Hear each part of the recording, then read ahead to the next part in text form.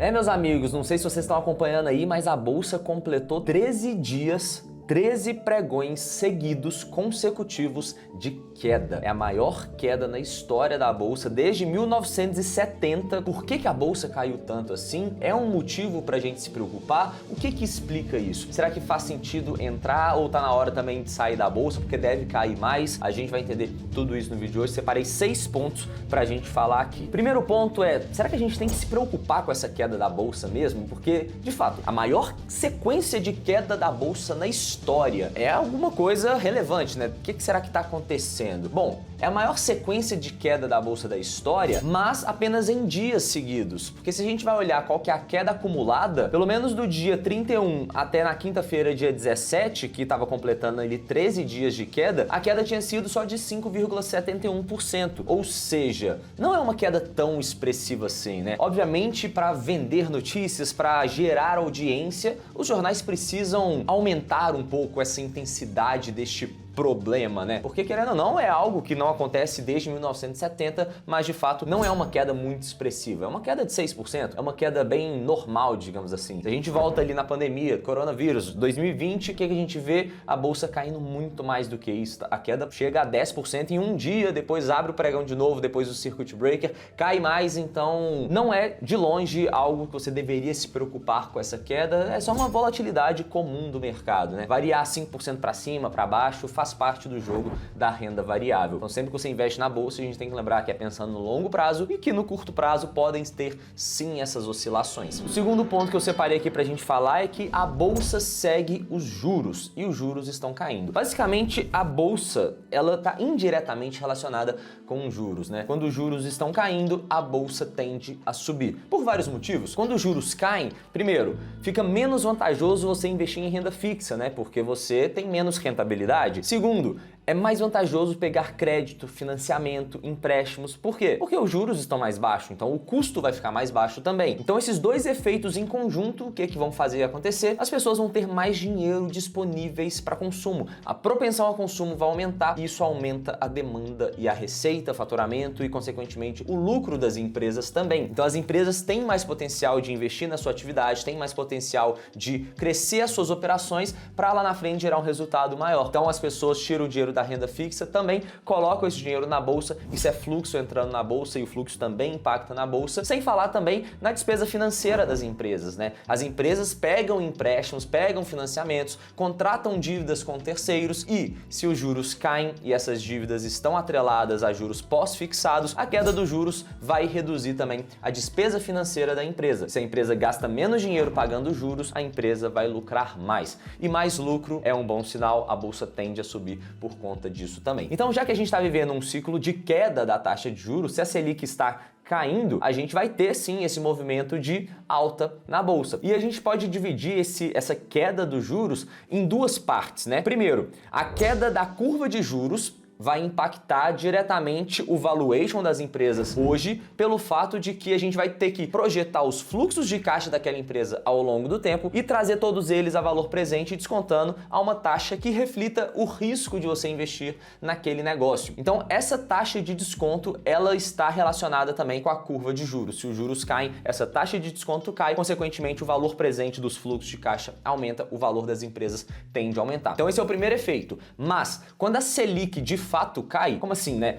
Os juros estão caindo, mas a Selic não cai? É, porque o mercado precifica o futuro dos juros também. Então a gente tem a Selic vigente hoje, que é a Selic meta, a Selic over, mas a gente também tem os juros futuros, que é quanto que o mercado precifica que a Selic vai estar, por exemplo, no final do ano que vem, a Selic acumulada, né? Até o final do ano que vem, até o final dos próximos 5 anos, 10 anos e por aí vai. Ou seja, uma coisa não está totalmente relacionada com a outra, porque o mercado já precificou que nos próximos meses e anos os juros vão cair. Então a curva de juros já deu uma queda, mas a Selic teve o primeiro corte agora. A Selic ainda estava ali naquele patamar de 13,75, agora caiu para 13,25, então o ciclo de queda está só começando. E os juros que a empresa paga, por exemplo, a empresa está pagando lá CDI mais 2% de taxa de juros nos seus empréstimos. O CDI ainda não caiu, teve a primeira queda, mas deve cair mais ainda. Então essa despesa financeira da empresa ainda não reduziu. A gente ainda tem espaço para a despesa financeira reduzir e assim que essa despesa financeira reduzir, o lucro da empresa aumentar, consequentemente o múltiplo dela, se mantiver constante, o preço tende a aumentar. E se não aumenta, significa que está ficando mais barato também, né? Então é uma oportunidade para você comprar, porque na hora que esse múltiplo corrigir para a média, o que vai acontecer? O preço vai subir e você também ganha dinheiro com isso. Então a gente precisa entender que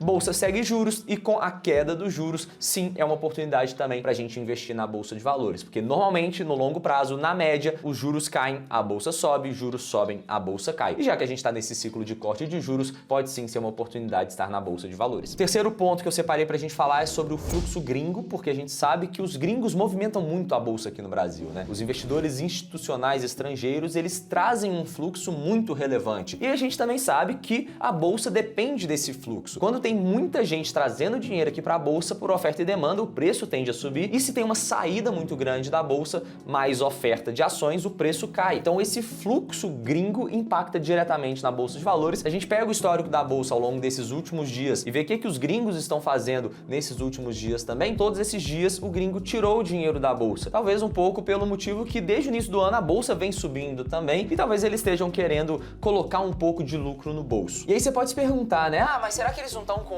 medo do que pode acontecer? Risco político, o governo como é que tá e tudo mais? Pode ser sim um fator, não tem como a gente ter certeza absoluta de nada, o que os gringos estão fazendo, a não ser que a gente pergunte para eles, mesmo assim eles podem mentir. Enfim, o fato é, existe sim um risco, sempre vai existir risco na hora da gente investir na bolsa de valores, mas talvez parte desse risco já esteja precificado. Se a gente olha alguns gráficos de PL da bolsa, né, de preço sobre o lucro, a gente vê que os múltiplos da bolsa estão nas mínimas históricas também. Os múltiplos estão muito abaixo da média, ou seja, o mercado já está precificando esse risco. Não é algo que não está precificado. Então, a bolsa sim está barata, mas ela está barata por algum motivo, porque existe esse risco. Só que de toda forma, no longo prazo também, esses múltiplos ficam oscilando e em algum momento eles vão convergir para a média. Os resultados das empresas estão aumentando, mas o preço não aumenta, então o múltiplo está reduzindo, porque existe esse risco. Só que assim que esse risco passar, se os resultados continuarem aumentando, uma hora ou outra esse múltiplo vai ter que esticar. E esse múltiplo esticando vai refletir também na valorização das ações. O quinto ponto, então, depois de falar do risco que a gente precisa falar, é o fato de que o Ibovespa, por ser um índice diversificado, ele acaba mascarando um pouco o resultado de certas empresas. Por quê? Normalmente quando você vai investir na bolsa de valores, talvez você não precise comprar todas as ações da bolsa. Você pode selecionar algumas ações específicas que na sua avaliação são uma melhor oportunidade. E da mesma forma que você pode perder dinheiro, você também pode ganhar dinheiro. Você pode ter um resultado pior do que a média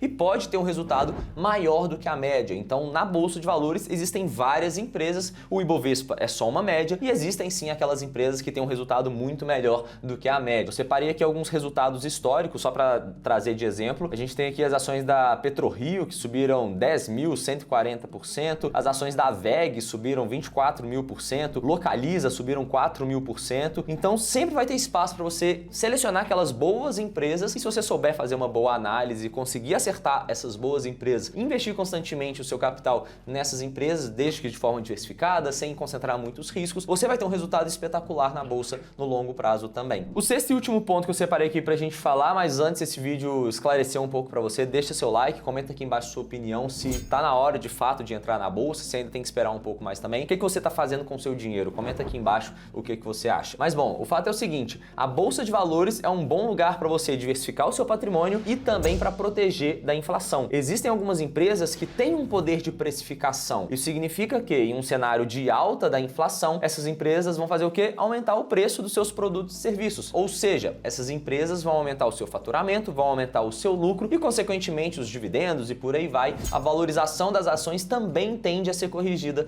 pela inflação. Então é uma oportunidade de você ter um ganho real, um ganho adicional acima da inflação na hora que você investe na bolsa de valores, sem contar também do poder da diversificação, fazer o rebalanceamento ali da sua carteira, que no longo prazo esse rebalanceamento também leva a resultados extraordinários. Espero que tenham gostado desse vídeo, tamo junto e até a próxima.